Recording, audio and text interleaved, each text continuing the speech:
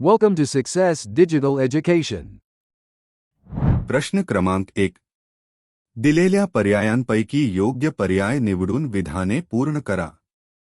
1. पोर्तुगीज French British हे भारताची बाजारपेठ काबीज करण्याच्या सत्तास्पर्धेत उतरले. अ. ऑस्ट्रियन ब. क. जर्मन ड. स्वीडिश. उत्तर ब. डच. 2. 1802 मध्ये पेशव्याने इंग्रजांशी तैनाती फुजेचा करार केला. अ. थोरले बाजीराव ब. सवाई माधवराव. क. पेशवे नानासाहेब ड. दुसरा बाजीराव. उत्तर ड. दुसरा बाजीराव. 3. जमशेदजी टाटा यांनी येथे टाटा आयर्न अँड स्टील कंपनीचा पोलाद निर्मितीचा कारखाना स्थापन केला. अ. मुंबई ब. कोलकाता. क. जमशेदपूर ड. दिल्ली. उत्तर क. जमशेदपूर. प्रश्न क्रमांक 2. पुढील संकल्पना स्पष्ट करा. 1. मुलकी नोकरशाही. उत्तर 1. भारतात इंग्रजांची सत्तारूढ करण्यासाठी इंग्रजांना नोकरशाहीची गरज होती. 2. लॉर्ड कॉर्नवॉलिस याने नोकरशाहीची निर्मिती केली. मुलकी नोकरशाही हा इंग्रजी शासनाचा महत्त्वाचा घटक बनला. 3. प्रशासनाच्या सोयीसाठी त्याने इंग्रजांच्या ताब्यातील प्रदेशांची जिल्हावार विभागणी केली. जिल्हाधिकारी हा जिल्हा शासनाचा प्रमुख असे. 4. अधिकाऱ्यांची भरती इंडियन सिव्हिल सर्व्हिसेस ICS या स्पर्धात्मक परीक्षेद्वारे केली जाऊ लागली. 2. शेतीचे व्यापारीकरण. उत्तर 1. इंग्रज राजवटीपूर्वी शेतकरी आपल्या कुटुंबासाठी आणि गावाची गरज भागवण्यासाठी प्रामुख्याने अन्नधान्यच पिकवत असत. 2. इंग्रजी राजवटीत कापूस, नीळ, तंबाखू, चहा अशा नगदी पिकांचे उत्पादन घेण्यासाठी उत्तेजन दिले जाऊ लागले. 3. अन्नधान्याच्या लागवडीपेक्षा नगदी पिके ही नफा देणारी पिके होती.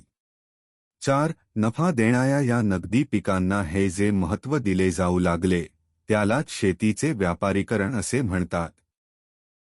3. इंग्रजांची आर्थिक धोरणे. उत्तर 1. ब्रिटिश सरकारचे मुख्य आर्थिक धोरण म्हणजे जमीन वसाहत आणि जमीनदारी व्यवस्था.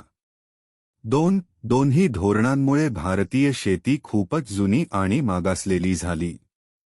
सर्व उत्पादन ब्रिटिश भारतातील राज्यकर्त्यांनी घेतले, यामुळे शेतकरी संतप्त झाले, परंतु ते काहीही करू शकले नाही.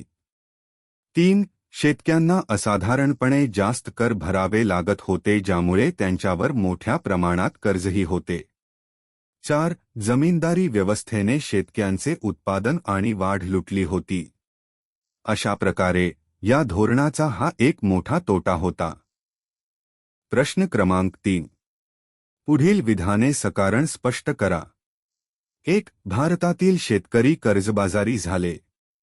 उत्तर 1. शेतसारा धान्याच्या रूपात भरता रोख पैशांच्या स्वरूपात भरण्याचा नियम सरकारने केला.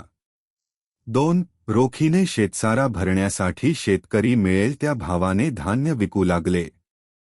3. व्यापारी व दलाल शेतकऱ्यांची अडवणूक करून वाजवीपेक्षा कमी दराने माल खरेदी करीत. 4. शेतसारा भरण्यासाठी प्रसंगी जमिनी सावकाराकडे गहाण टाकून कर्ज घ्यावे लागे, त्यामुळे इंग्रजांच्या काळात भारतातील शेतकरी कर्जबाजारी झाले. 2. भारतातील जुन्या उद्योगधंद्यांचा हास झाला. उत्तर 1. भारतातून इंग्लंडला निर्यात होणाऱ्या मालावर इंग्रज सरकार जबरदस्त कर आकारत असे. 2. मात्र इंग्लंडमधून भारतात आयात होणाऱ्या मालावर अतिशय कमी कर आकारला जात असे.